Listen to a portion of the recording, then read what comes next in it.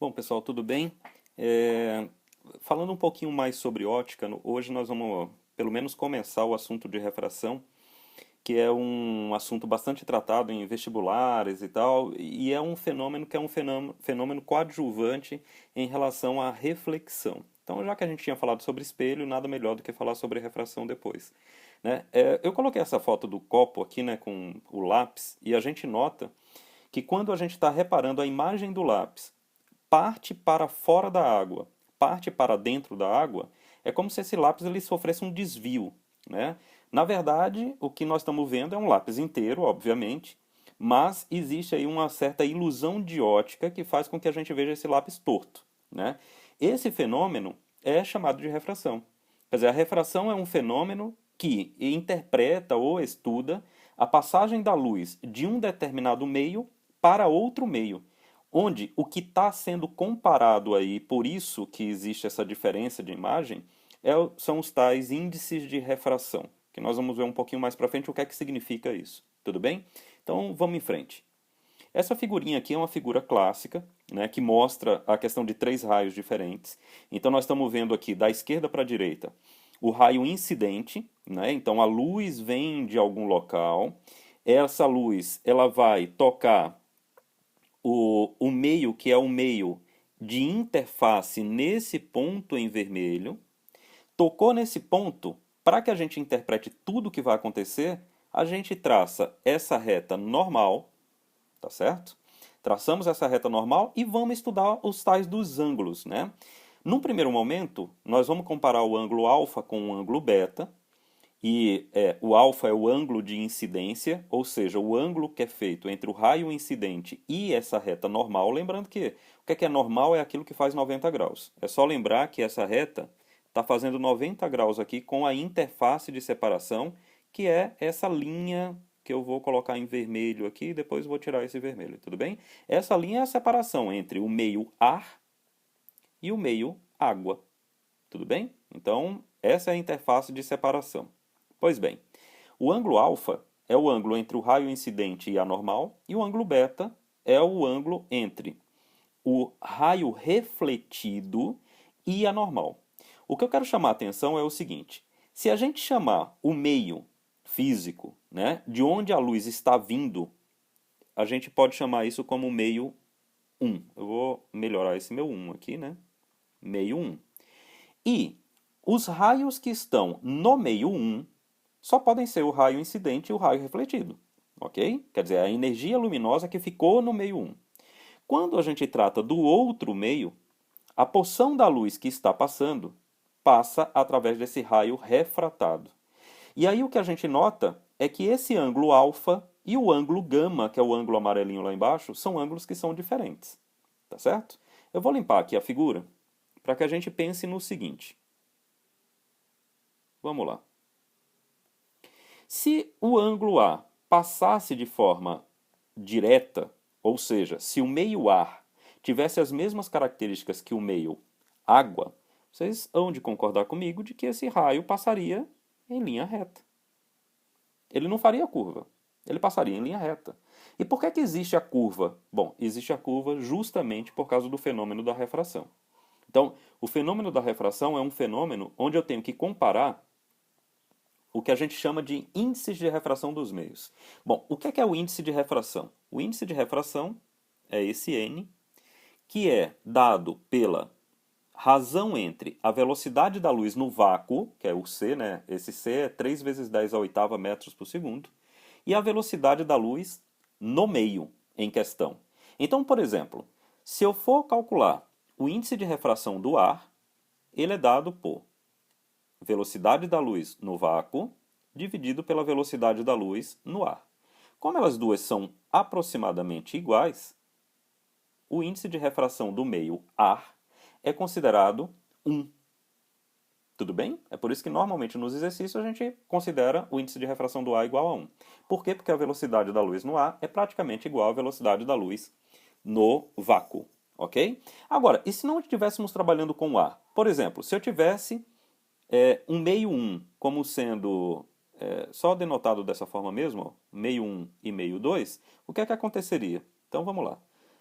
Índice de refração do meio 1 é c sobre a velocidade da luz no meio 1. Índice de refração do meio 2 é c vezes a velocidade do meio 2. E aí existe uma coisa interessante. Se os meios têm características diferentes, a velocidade da luz em cada um desses meios vai ser diferente. Portanto, se as velocidades são diferentes, N1 vai ser diferente de N2. E uma coisa interessante é, se eu dividir N1 por N2, então aqui vai ficar C sobre V1, C sobre V2, isso aqui vai dar V2 sobre V1, fazendo aí a divisão das frações, né? Repete a primeira, multiplica pelo inverso da segunda, e a gente vai ficar com essa relação aqui. Quer dizer, o índice de refração do meio 1 dividido pelo índice de refração do meio 2 é igual à velocidade da luz no meio 2 dividido pela velocidade da luz no meio 1. Tudo bem? Bom, agora que a gente já entende a questão do índice de refração, né, que ela é uma relação entre a velocidade da luz no vácuo e a velocidade da luz no meio, vamos entender um pouquinho como é que a gente relaciona o ângulo alfa com o ângulo gama, né? Então, o ângulo alfa e o ângulo gama. Porque o beta, pessoal, lembrando, o beta é igual a alfa, haja vista que o ângulo de incidência é igual ao ângulo de reflexão. Pois bem, agora a comparação entre os ângulos alfa e gama se dá através de uma lei chamada lei de Snell. Isso aqui salva a gente pra caramba. Ele diz o seguinte: o índice de refração do meio 1 vezes o seno do ângulo de incidência é igual ao índice de refração do meio 2 vezes o seno do ângulo de refração.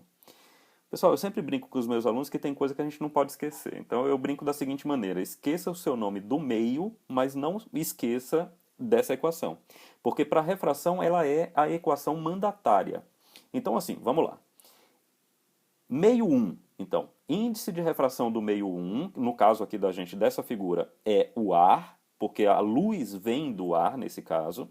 Então, índice de refração do ar vezes seno de alfa é igual a índice de refração da água, que é o meio 2, vezes o seno de gama, ok? Então, é essa relação que a gente tem que ter para poder descobrir a relação entre os ângulos que estão sendo formados aí. Agora tem uma coisa aqui que é muito interessante, né? A gente tem que lembrar de uma determinada figura para fazer vamos dizer assim, um entendimento melhor, mais apropriado do que a gente está falando aqui da lei de Snell. Vamos lá. Então vamos lá. Eu coloquei aqui o ciclo trigonométrico, né, para ninguém me odiar, mas só para a gente lembrar o seguinte.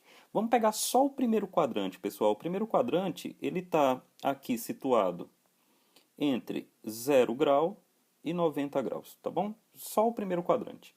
O que é que acontece com o seno desses ângulos quando o ângulo vai variando de 0 para 90 graus?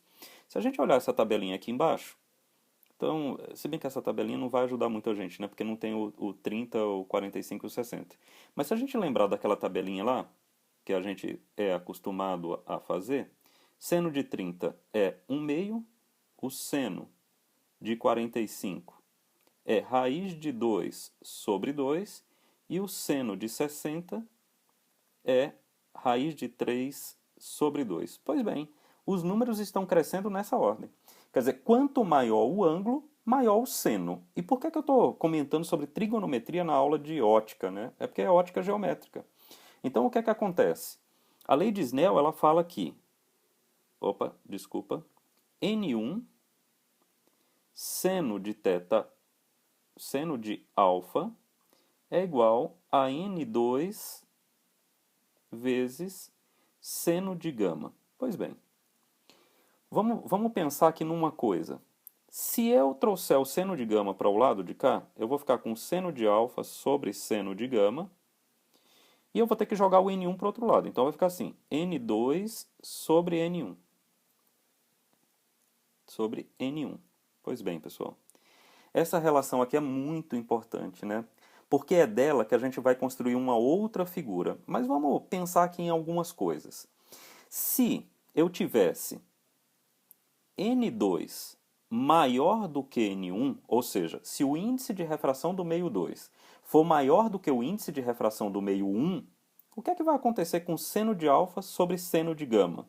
Bom, se N2 for maior do que N1, seno de alfa sobre seno de gama vai ter que dar um número maior do que 1. Vamos fazer um exemplo numérico? Então vamos lá.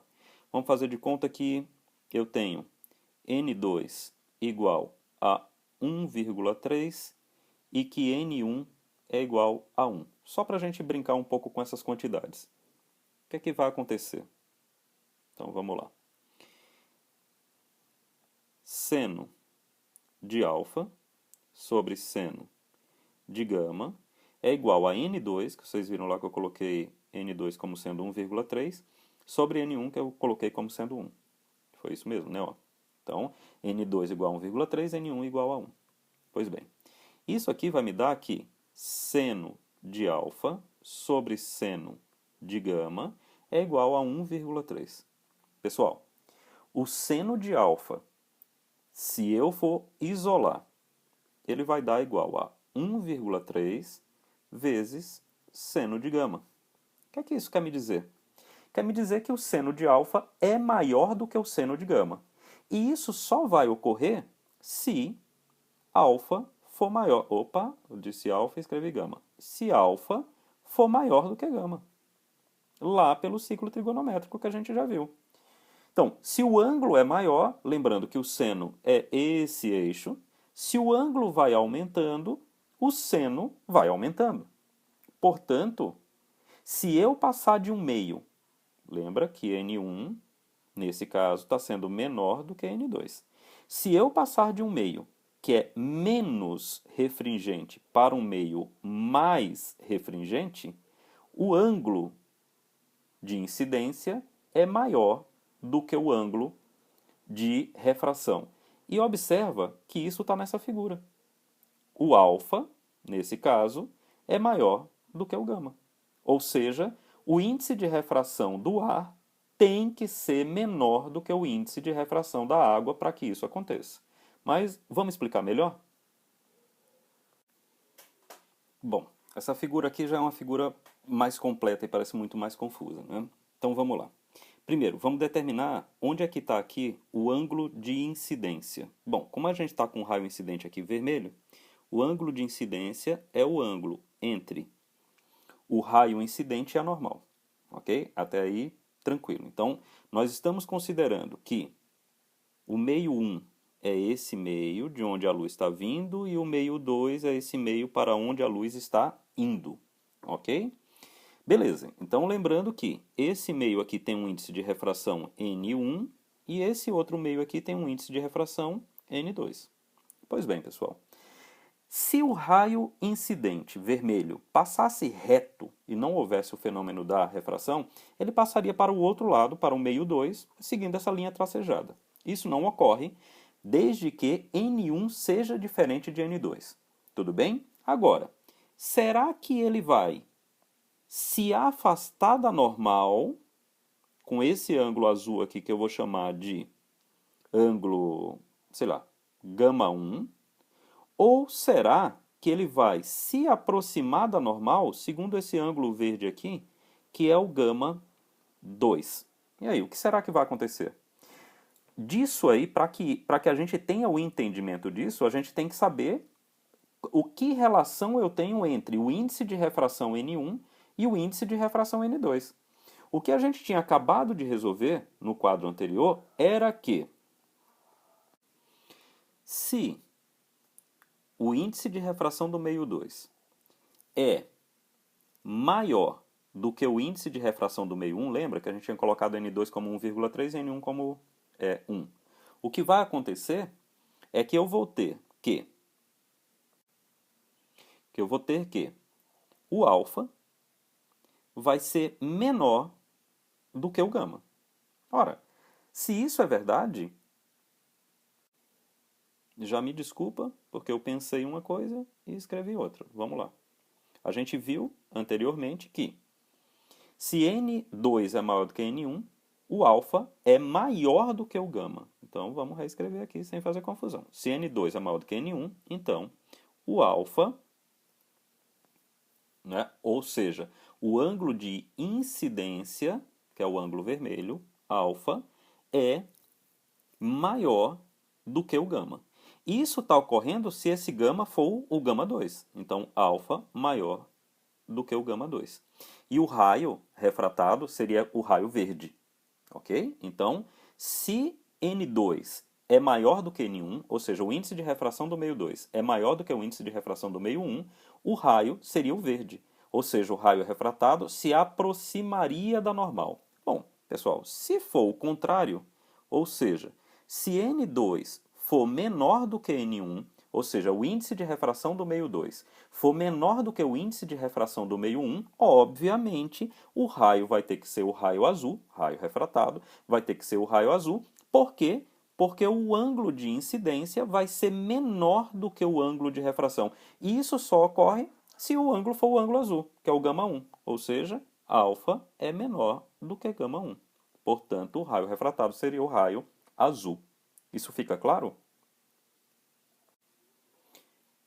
Bom, a consequência disso que a gente está falando, né, em um caso muito particular disso que a gente acabou de falar, é a questão da reflexão total, que é explicada através da refração de uma forma muito simples. Vamos lá.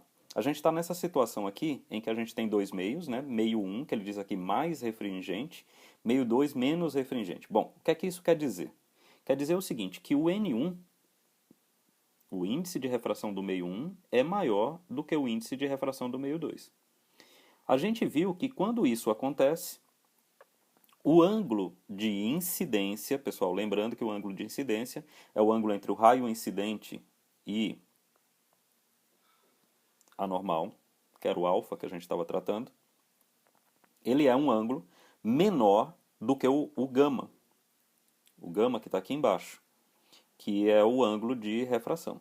Esse ângulo que está aqui embaixo. Pois bem, então aqui a gente tem que, se isso aqui é verdade, o alfa é menor do que o gama. Bom, tudo bem. Então essas duas verdades a gente já viu. Agora, e se eu for aumentando o alfa, né, até chegar a um ponto que eu não tenho mais o raio refratado? Ou seja, o que é que eu quero estudar? Eu quero aumentar esse ângulo alfa, né, ou seja, afastar o raio incidente para ele ficar mais inclinado, até que esse raio refratado azul vá também se afastando da normal até chegar nesse ponto aqui. Ou seja, nesse ponto eu não tenho mais o raio refratado, porque toda a energia luminosa ficou na interface que separa o meio 1 do meio 2. Isso aí é o que a gente chama do fenômeno da reflexão total, pessoal.